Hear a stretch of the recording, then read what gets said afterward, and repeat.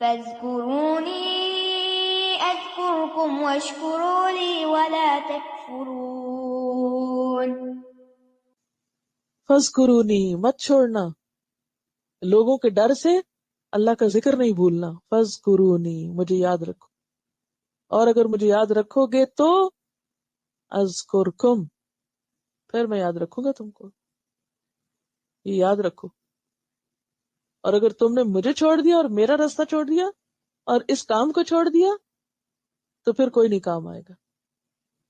وَاشْکُرُوا لِی، اور میرا شکر ادا کرو. وَلَا تَکْفُرُونِی، اور میری ناشکری نہ کرنا. ناشکری کیا ہے یہاں؟ کیا معنی ہے یہاں ناشکری کا؟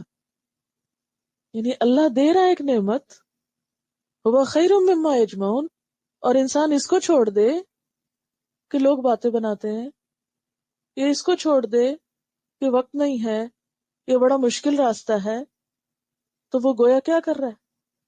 ناشکری کر رہا ہے. شکر ادا کرو جو نعمت مل رہی ہے. یہ چھوٹی چھوٹی چھوٹی چھوٹی باتیں جو ہیں جن کو ہم نے ایشو بنا لیا ہے کہ یہ مشکل ہے، وہ مشکل ہے، یہ لکھنا مشکل ہے، اور یہ رٹنا مشکل ہے، اور یہ امتحان مشکل ہے، اور وہ یہ کوئی مشکل ہے؟ یہ کیا مشکلیں ہیں اس کے عوض؟ تولے ذرا ایک طرف یہ چھوٹی چھوٹی چیزیں، اور دوسری طرف وہ نعمت جو ہمیں مل رہی ہے جو دنیا اور آخرت میں عزت و سرفرازی کا ذریعہ ہے، تو ان کی خاطر اس کو چھوڑ دیں گے؟ تو کیا معنی ہے یہاں ذکر اور شکر کا؟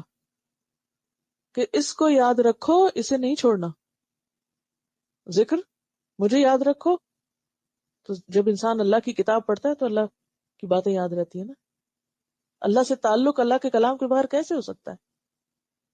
تو وَاشْکُرُوا لِی وَلَا تَکْفُرُونِ، میرا شکر کرو، جو نعمت میں تمہیں دے رہا ہوں اس کی قدردانی کرو، اور میری ناشکری نہ کرنا، اسے چھوڑ کر اور اسے بھول کر.